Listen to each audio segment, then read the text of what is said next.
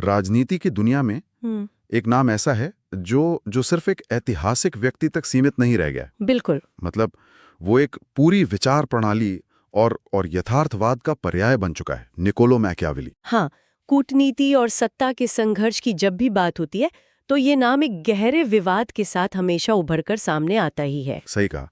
तो आज की इस गहन चर्चा का मुख्य उद्देश्य यही समझना है कि कैसे मैकियावेली ने सदियों से चली आ रही जो पारंपरिक और आदर्शवादी राजनीतिक सोच थी ना, उसे पूरी तरह से पलट कर रख दिया। एकदम पलट दिया। क्योंकि उनसे पहले के जो विचारक थे वो इस बात पर ग्रंथ लिखते रहते थे कि समाज या राजा को कैसा होना चाहिए। हाँ, होना चाहिए, पर उनका पूरा फोकस था उनकी नैतिकता कैसी होनी चाहिए। लेकिन मैकियावेली ने इस आदर्शवाद को किनारे कर दिया और अपना पूरा ध्यान व्यावहारिक राजनीतिक यथार्थ पर लगाया। मतलब उन्होंने दुनिया को वैसे देखा जैसी वह है, न कि वैसी जैसी उसे होना चाहिए। ठीक है, आइए इसे थोड़ा विस्तार से समझते हैं। मैकियावेली के विचार इतने प्रभावशाली और इतने झकझोर देने वाले क्यों हैं कि आज मतलब 500 साल बाद भी राजनीतिक गलियारों में उनकी रणनीतियों की इतनी चर्चा होती है? इस सवाल का जवाब उस समय की हवा में छिपा है जिसमें उन्होंने सांस ली। मैकियावेली के दर्शन की गहराई में उतरने के लिए हमें 15वीं सदी के उस दौर में चलना होगा जब जब पूरी दुनिया एक करवट ले रही थी। हाँ, भारी बदलाव का दौर था वो। बिल्कुल। आज के इस डीप डाइव में हम पुनर्जागरण यानी रेनेसा काल के इटली से अपनी यात्रा शुरू करेंगे। मैं ये रूपरेखा रखना चाहूंगी कि कैसे एक व्यक्ति के तीखे विचारों ने आधुनिक राष्ट्र राज्य की अवधारणा की नींव रखी। और हम उनके मानव स्वभाव के उस कड़वे विश्लेषण पर भी बात करेंगे। हाँ, जिसने तत्कालीन समाज को आईना दिखाया।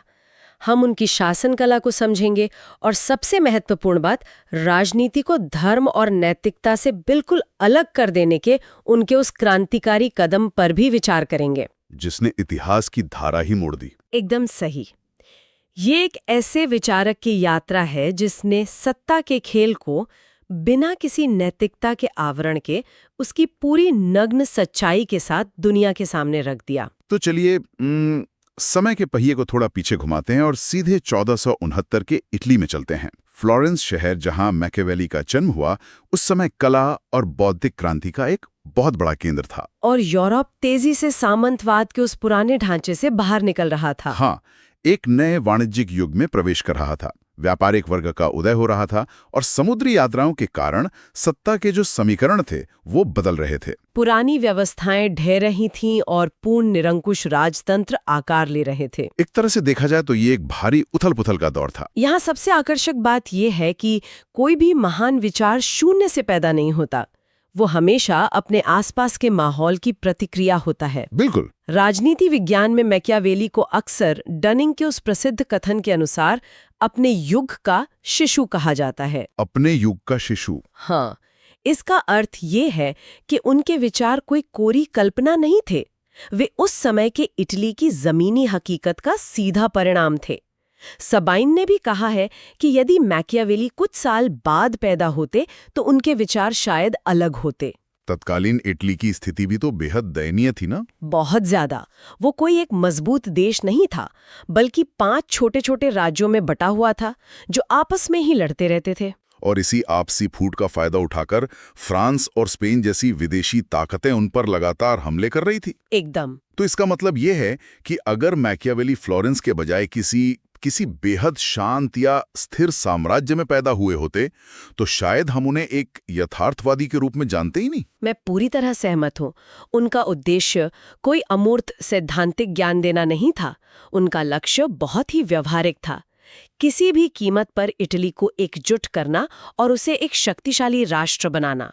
और इसी संकट ने एक ऐसे यथार्थवादी विचारक को जन्म दिया। जब आपके घर में आग लगी हो, हाँ, तो आप वास्तुकला के आदर्श सिद्धांतों की चर्चा नहीं करते। हाँ, आप आग बुझाने के तरीके खोजते हैं। और मैकियावेली के लिए इटली वो जलता हुआ घर था।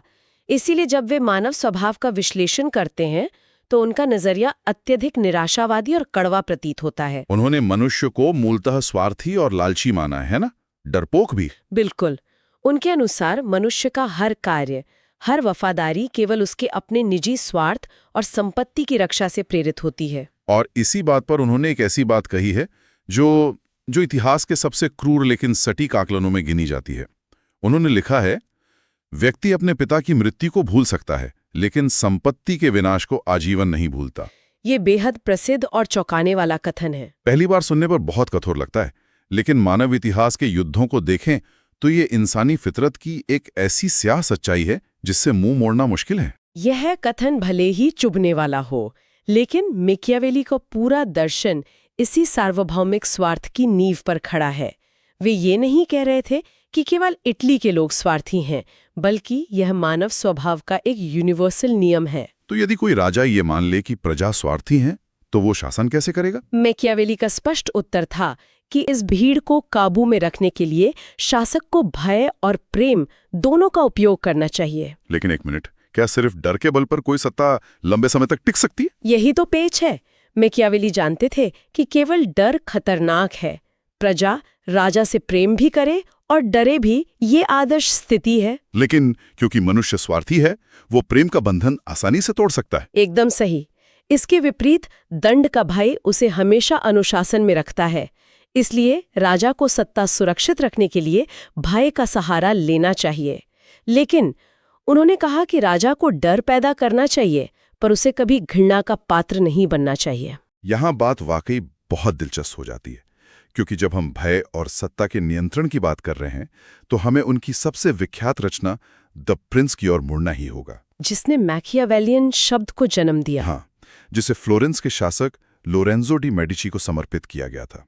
इस पुस्तक में शासन कला या आर्ट ऑफ स्टेट क्राफ्ट को जिस रूप में प्रस्तुत किया गया है, उसमें शेर और लोमड़ी का वो मशहूर रूपक शामिल है, जो बहुत ही मारक है। वे सलाह देते हैं कि राजा में शेर जैसी बहादुरी और लोमड़ी जैसी चालाकी होनी चाहिए। बिल्कुल, केवल शेर होने से काम नहीं चलेगा, क्योंकि शेर शिकारियों के जालों को नहीं देख पाता, और केवल लोमड़ी होने से वो भेड़ियों से नहीं बच पाएगी। इसलिए शासक को जालों को पहचानने के लिए लोमड़ी और भेड़ियों को डराने के लिए शेर बनना पड़ता है। सत्ता के इस खेल में सीजर बोर्जिया उनके आदर्श शासक थे। सीजर बोर्जिया का उदाहरण बहुत ही सटीक है। उसने सत्ता हासिल करने के लिए जिस तरह की क्रूरता और धोखेबाजी का सहारा लिया, आज के मानकों से वो युद्ध अपराध माना जाएगा। लेकिन मैकियावेली ने उस क्रूरता को एक शक्तिशाली इटली के निर्माण जैसे महान उद्देश्य के लिए उचित ठहराया। तो क्या वे राजनीति में हमेशा हिंसा का समर्थन करते थे? नहीं, हिंसा अंतिम विकल्प होना चाहिए, लेकिन उनका नियम था कि जब भी बल प्रयोग करना पड़े तो वो बहुत ही तीव्र और बर्बर होना चाहिए, ताकि दुश्मन पलटवार करने लायक ही ना बचे। एकदम। थोड़ी थोड़ी पीड़ा देने से विरोधियों में प्रतिशोध भड़कता है, इसलिए एक ही बार में कठोर प्रहार करना चाहिए। ये बहुत ही क्रूर रूप है, लेकिन इसके साथ ही शासक की सार्वजनिक छवि को लेकर उन्होंने जो कहा वो भी चौंकाने वाला है। मैकियावेली कहते हैं कि शासक अंदर से चाहे कितना भी धूर्त क्यों ना हो, जनता की नजरों में उसे हमेशा सद्गुणी और धर्मपरायण दिखना चाहिए। होने से ज्यादा दिखना मायने रखता है। और उन्होंने 2 स्पष्ट नियम दिए ताकि राजा घृणा से बच सके। पहला, राजा को प्रजा की महिलाओं पर कभी आक्रमण नहीं करना चाहिए, और दूसरा, संपत्ति नहीं छीननी चाहिए। फिर से वही बात, क्योंकि इंसान संपत्ति का नुकसान नहीं भूलता। हाँ, अब हम उस हिस्से पर आते हैं जिसने मैकियावेली को इतिहास का सबसे विवादास्पद विचारक बना दिया, राजनीति, धर्म और नैतिकता का क्रांतिकारी अलगाव। हाँ, और आगे बढ़ने से पहले एक बात स्पष्ट करना जरूरी है। स्रोतों में धर्म या चर्च से जुड़ी जो भी आलोचनाएं दी गई हैं, वे पूरी तरह से मैकियावेली के ऐतिहासिक और राजनीतिक विचारों का हिस्सा हैं। बिल्कुल। इस चर्चा का उद्देश्य किसी भी धार्मिक विचारधारा का समर्थन या विरोध करने नहीं है, बल्कि केवल मूल ऐतिहासिक पाठ को समझना है। ये स्पष्टीकरण महत्वपूर्ण है। अगर हम इसे व्यापक संदर्भ से जोड़कर देखें, तो ये समझना आसान होगा कि मैकियावेली ने शक्ति राजनीति या पावर पॉलिटिक्स का विचार कैसे दिया।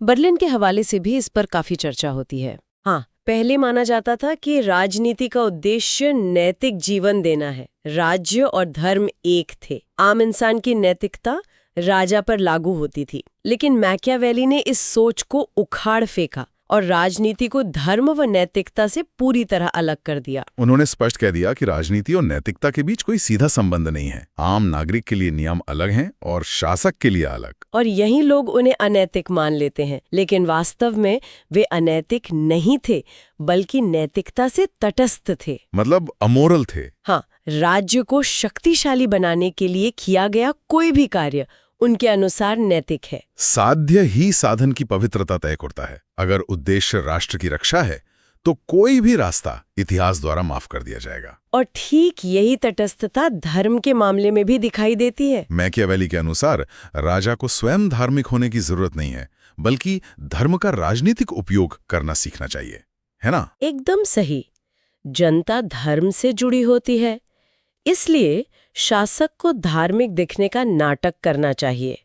इससे समर्थन जुटाना आसान हो जाता है। और उन्होंने इटली के नैतिक पतन और फूट के लिए तत्कालीन चर्च को जिम्मेदार ठहराया था। उनका तर्क था कि चर्च ने खुद कभी इतनी शक्ति अर्जित नहीं की कि वो इटली को एकजुट कर सके, लेकिन वो इतना शक्तिशाली जरूर रहा कि उसने किसी और को भी ऐसा नहीं करने दिया। ये एक बहुत ही साहसिक विचार था, लेकिन स्रोतों का गहराई से अध्ययन करते समय एक स्पष्ट विरोधाभास सामने आता है। किस तरह का विरोधाभास? अभी तक हमने द प्रिंस के आधार पर देखा कि मैकियावेली एक निरंकुश राजतंत्र का समर्थन कर रहे हैं, जहां सारी शक्ति एक ही व्यक्ति के हाथ में हो। लेकिन उनकी दूसरी रचना द डिस्कोर्सेज में उन्होंने एकदम विपरीत बात की है। हाँ, गणतंत्र की बात। बिल्कुल। उसमें उन्होंने नागरिकों की स्वतंत्रता और गणतंत्र का समर्थन किया है। ये कैसे संभव है कि एक ही विचारक निरंकुश शासक का भी समर्थन करे और गणतंत्र का भी? ये गुत्थी उनके यथार्थवाद से सुलझ जाती है। व्यवहारिक रूप से बंटे हुए इटली को एकजुट करने के लिए एक निरंकुश शासक की जरूरत थी, लेकिन सैद्धांतिक रूप से वो गणतंत्र को ही सर्वश्रेष्ठ मानते थे। तो फिर इटली के लिए गणतंत्र क्यों नहीं मांगा? क्योंकि गणतंत्र वहीं सफल हो सकता है जहां के नागरिक सद्गुणी हो, जैसे उन्होंने स्विट्जरलैंड का उदाहरण दिया था। अच्छा। लेकिन इटली में घोर भ्रष्टाचार और लालच था। ऐसे बीमार समाज को सुधारने के लिए एक निरंकुश शासक ही चाहिए था। समझ गया। मतलब निरंकुश राजतंत्र उनकी मजबूरी थी और गणतंत्र उनका सपना। बिल्कुल। उनका अंतिम लक्ष्य इटली का एकीकरण और राष्ट्रवाद था, और इसी राष्ट्रवाद से जुड़ी उनकी एक अन्य पुस्तक है, द आर्ट ऑफ वॉर। उस समय यूरोप में भाड़े के सैनिकों का बहुत चलन था, और मैकियावेली ने इसका कड़ा विरोध किया। उन्होंने भाड़े की सेना के बजाय नागरिक सेना का समर्थन किया। क्योंकि जो पैसों के लिए लड़ रहा है वो कभी जान नहीं देगा। एकदम। केवल वही व्यक्ति जान की बाजी लगा सकता है जिसके दिल में अपनी मातृभूमि के लिए प्रेम हो, और नागरिक सेना का ये विचार ही राष्ट्रवाद की नींव रखता है। तो इस सब का असल में क्या मतलब है? अगर हम इस चर्चा को समेटें तो मैकियावेली ने आधुनिक राजनीतिक विचारों का बीजारोपण किया। हाँ, संप्रभुता, भाषा आधारित राष्ट्र राज्य और धर्मनिरपेक्षता जैसे विचार। वे केवल एक क्रूर रणनीतिकार नहीं थे, बल्कि एक ऐसे यथार्थवादी थे जिन्होंने दुनिया को बिना किसी फिल्टर के देखा। मैं अंत में सोचने के लिए एक नया और गहरा सवाल छोड़ना चाहूंगी। मैकियावेली ने कहा था कि शासक को सद्गुणी दिखने का नाटक करना चाहिए। हाँ। अगर हम आज के डिजिटल और सोशल मीडिया के युग को देखें, जहां हर नेता की एक इमेज गढ़ी जाती है, पीआर एजेंसीज यही काम करती हैं। तो क्या आज की आधुनिक राजनीति मैकियावेली के उसी 500 साल पुराने दिखावे और छवि प्रबंधन के सिद्धांत का ही सबसे उन्नत और तकनीकी रूप नहीं है? क्या हम आज भी उसी द प्रिंस की दुनिया में नहीं जी रहे हैं? ये वाकई एक बहुत ही गहरा विचार है। सोचने वाली बात है कि तकनीक बदल गई है, लेकिन छवि प्रबंधन का मूल सिद्धांत आज भी वही है।